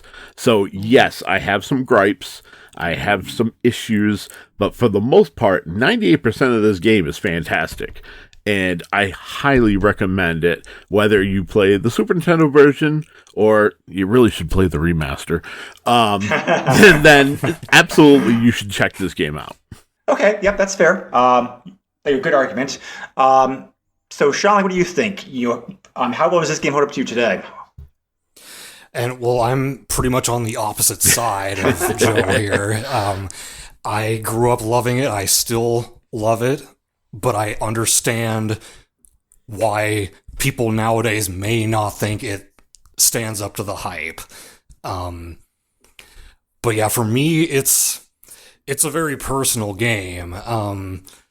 As I mentioned, it got me into RPGs with the top-down Zelda action of it, and the ring menu. I understood that better than the strictly text-based menus of turn-based RPGs, and all that helped me get into turn-based RPGs later on. So like it was really important in that sense. And I also want to mention one other way in which this game was really pivotal in my gaming history. It was probably I know we've already like talked about the story and how it is kind of simplistic compared to even other RPGs at the time, but it is probably the first game I ever played that made me sad. I don't think too many other games prior to it really evoked much emotion in me, but that moment early in the game when you get kicked out of your village and the music playing there, it just like sets the mood. Yeah. And then you talk to the elder and he talks about how he found you when you were a baby, and then the music gets even more sad. And like, I had never felt something like that from a video game before. And then there are some moments late in the game too that I won't go into them in detail, but they also evoke similar kind of emotions. And so, yeah, this game kind of taught me that video games can make you emotional. Yeah. It was just something I hadn't really even thought about as a possibility before. Sure. Yep, definitely. So I'm not sure. Yeah, I'm not sure like either of you guys have played like Wild Arms, but that whole the Wild Arms also opens up with like very similar scenes, so closely in fact I wonder if it was directly inspired by Secret of Mana, where it's like you're orphan in a small village, you do a good deed, you get out of the town, sad music plays, that kind of stuff. So it's like so very, very similar. So and I've not played all I've not played a lot of Mana games, but all the Mana games I have played, they all have some like they all do great emotional scenes in those games. The developers of these games really seem to know how to like pull on the heartstrings. Like the combination of just like not a lot of words, just a few right words, plus the music to add to it. It all makes a very powerful combination. So because Final Fantasy Adventure, even though it's a more simplistic Game Boy game than this is, still had some heartstring moments in it as well too. So I think the Mana games have always done an excellent job of that. So I'm probably like in the middle. I think that I definitely think it is easier to play this game if you have experience with older games of older games of this type.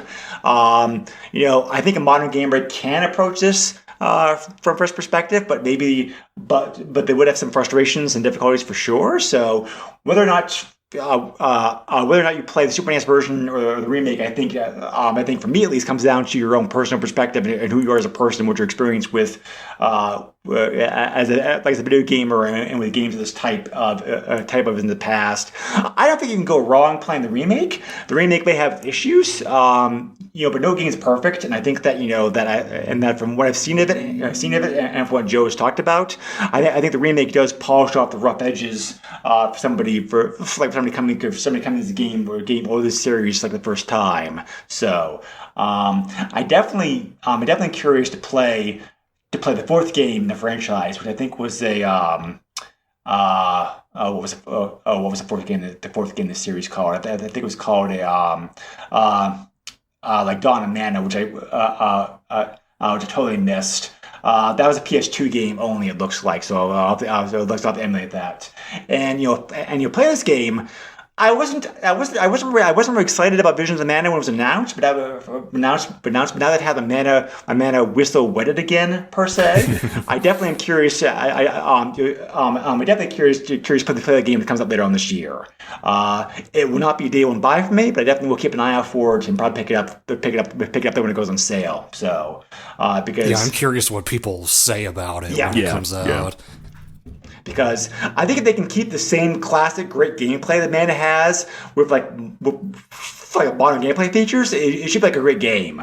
The trailer we saw at the first look at the game does look very promising. So we'll see. So like Sean said, I'm very curious, very curious to see the final product is. And I just want to add, if there's anybody who has never played Secret of Mana, and you're looking to try the game out, decided to make the dive, there is a very helpful website. It's www.thonky.com. They have a bunch of guides, but their guide for Secret of Mana it gives you just enough information so that you don't get lost. This is how I found the guide, because I got lost. And it doesn't spoil a single thing. So it'll tell you directions that you need to go. It'll tell you why you need to go in that direction very vaguely, as the story has, already told you. And it doesn't spoil anything, which is fantastic. Yeah. The original Super NES release, by the way, came with like a full size strategy guide plus also a map with it, because A, the game needed it, and B, Square was always very good with their games back in the day, like about including that stuff. I mean, Final Fantasy had it. Final Fantasy 2 and 3 had it. I'm pretty sure other games had the Chrono Trigger had something. Chrono Trigger like had a map, at least I think. But they always were very good like about floating their games and stuff like that. So. Yeah, a map would have been helpful. I'll admit that, but also like me just kind of. Oh, I'm back where I began. How the hell did I get here? Doing that a couple times. If I had found a map, and I probably could have just Googled, Secret of Evermore map and probably gotten it. But I was like, you know what? Like, if I'm going to be playing this game and I'm going to be trying to get through it, like, I'm going to at least want some sort of walkthrough to kind of give me an idea of what's direction I should be going and whatever else. And I still think I went to things out of order. So, it's there if you need it. Yeah, I definitely think a guide on hand is helpful for this game. I didn't need to use a guide, but I definitely can see places where a guide can definitely help, especially like trying to figure out, weakness for a boss or whatever. The map, though, as I said before, is critical. I think I played the map, so I played the map back then. Yeah, I played the map now. I think the map definitely is like a very lifesaver thing. If nothing else, you want to have a map of this game handy. Yeah, there aren't a lot of like really recognizable landmarks in the game, so that it helps to have a map. Early video games, they didn't give you, any help like modern games do. You often had to you struggle to, they even have like a strategy guide or friends to help you out. You're kind of like SOLs for this. You're trying to figure out where to go and what to do next. Yep. So, so I'm glad the game, I'm glad the game originally came with like a guide and a map at least. Now I'm happy rented the game. Like Sean, you probably didn't have access to that stuff back in the day. So, because the rental market wasn't going to, the rental shops certainly like we're going to include that stuff. Yeah. Yeah, for the most part when I played the game, I was on my own. But my friend who owned the game, he did have that strategy guide, so I had seen it before at least. Yes, you knew help was out there. You just couldn't attain it. Alrighty. So before we move on to cheats, bugs, and eBay prices to wrap things up, any last thoughts that either of you guys like to say about this game? No, I think we pretty much covered this thing. Yeah, I agree. Yeah, I think I wrapped everything up that I wanted to say about it. So, as I mentioned before, there are numerous bugs and issues with this game, which divides favorite speedrunners. Because seriously, I encourage you to watch some of the videos on YouTube. It's great to see how the game's broken. So, some of the more I only made note of like the most infamous or famous cheats and bugs that this game has. One of them is called the Mana Sword permanently bug, where it's possible to get the Mana. I know that one. Yep. We can do certain things with the game, including doing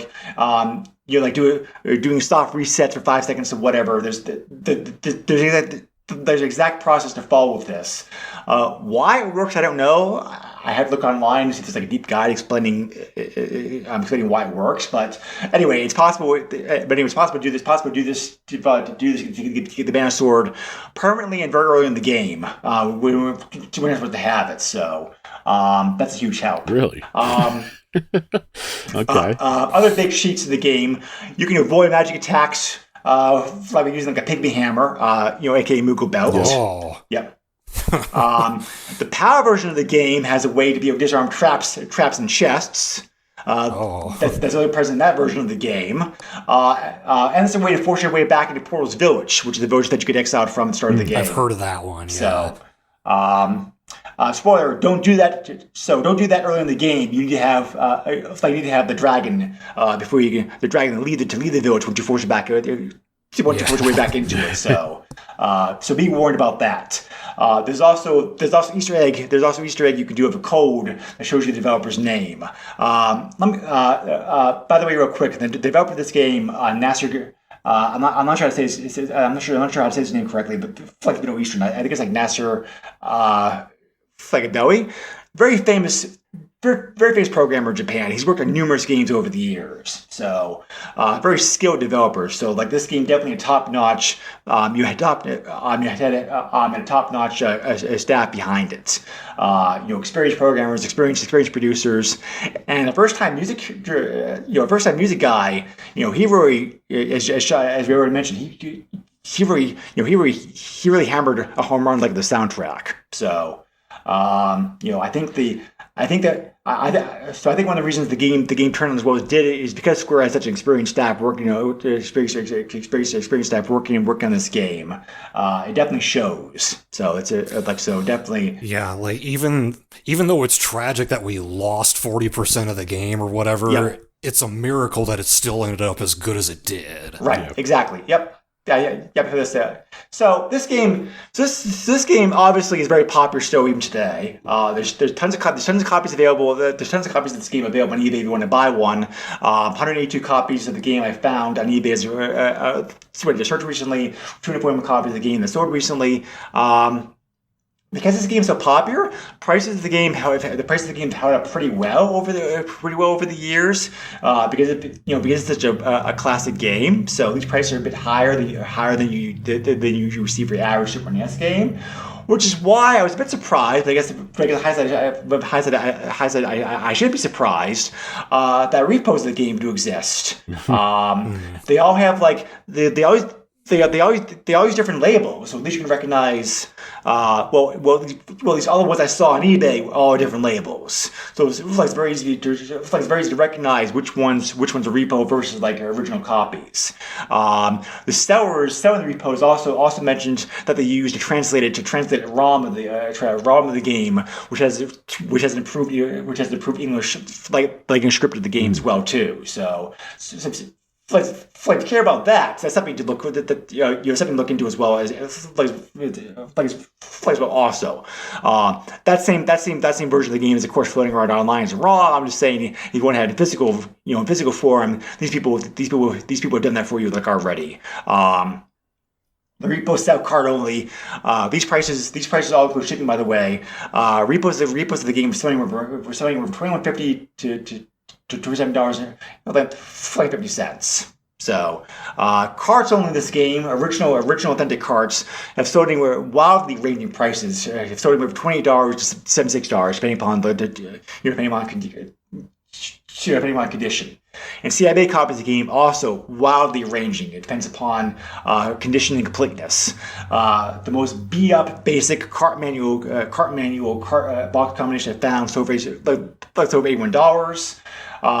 The best example I found, pristine, complete, factory new almost, all packaging including manual advertisements, poster, the whole 9 yards, sold for a whopping $460. So, yeah, this is still a pretty expensive game to add to your collection, like your collector these days. Which is why I'm glad the game is available in so many ways still these days legally. So, like I said before, it's available on the collection. It's available on the Super NES. The MIDI, it's available on the phone. Plus, there's also the remake available on Steam and the PS4. So, this game is understandably still very easy to find and play today if you want to. So, anyway, so.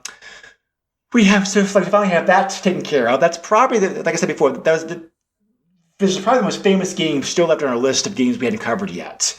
There are don't get me wrong. There are so many popular Super NES games that we are going to cover. Joe and I think we have a pretty good list to plan for the year. But as far as like reputation and sales, I think this game is probably definitely the last biggie that we hadn't covered yet in terms of the podcast. So hopefully you fans out there thought we did this justice. Like I said before, we only scratched the surface. There are much deeper dives that this game franchise you can go into on podcast and YouTube, like you want to as well. So I highly encourage people to check it out. Check those out if you're interested, like additional content. So. Anyway, Sean, great to have you on the podcast again. Thank you very much for sharing your memories and experiences like this game. It was fun to talk about somebody who loved the game and knew more about it more than I did. So no problem. I think you contributed a lot to it, and Joe and I thank you very much for your time. Absolutely. Being on here. So you're welcome. We will see you again in a future podcast this year. I leave I leave that game to be a surprise at this point, but we are planning to have Sean back at some point as well, also. And Joe. I'm glad I finally got to cover this game with you. Your impression of the game was pretty much what I thought that's going to be. So, but I am delighted to hear you are going to keep playing the game, the remake of the game at least, because I am definitely curious to hear your final thoughts of this game after you finish it. Yeah, I mean, I ran into Thantos. He stole Pamela and Dialog. And he went and disappeared. Like I have to continue, right? Like, who am I to stop the adventure there? Right. Yeah, for sure. So, alrighty, gents. Thank you again for both of you to be on here with me. And thank you very much for everybody out there listening to the podcast. We always appreciate it. If you have any questions, comments, feedback, suggestions, you can feel free to leave us a Facebook page, or you can also send me an email directly to the SNESpodcast@yahoo.com. Joe, we're going to reach you at... You can reach me at JOESUX30 on Twitter, X, whatever you want to call it. Also, I have a very public Facebook, and I do another podcast called The Radical Retro Roundup. Not family friendly, especially in my newest episode where we cover the Slim Shady LP, which was released 25 years ago today as of this recording. And obviously, since we cover that album, I play the tracks and we talk about the impact that Eminem had. And obviously, there is vulgar language there. So just be mindful, but I definitely want you to check it out. Cool. Awesome. Sean, do you have anything that you want to plug, promote, ask for help with, etc.? I'll just plug the same thing that I did last time. I have a video game music quiz on Sporkle.com. If you search for the 100 song video game music gauntlet, you should find it. It's not an easy quiz. It covers a very wide range of games, but this game is on it, just like ActRaiser was. So, yeah, that's about it. Yeah, I'm not surprised. I meant to take that last time, but I forgot about it. So, feel free to bug me again about it. Okay. Because I am curious. Because I can find it out myself. So, alrighty, folks. As always, thank you very much. Thank you very much for joining us. Thank you for giving us part of your day. We'll see you again next time in 2 weeks. Stay safe, everybody. Be well. Oh, next time on the podcast, we're covering a much lighter game because Joe and I have covered some heavy hitters recently, so we want something that's more light and breezy. We're going to be covering Super R-Type, which was a very early IREM shooter for the system. So look forward to that next time. Thank you as always for joining us, and we'll catch you again later. Take care, everybody. Stay safe. Be well. And thank you again. Bye. Bye. Nintendo controls 80% of the video market. But no matter how you play the game, or which game you play, things definitely have come a long way since Pac-Man. Now you're playing with power. Super power.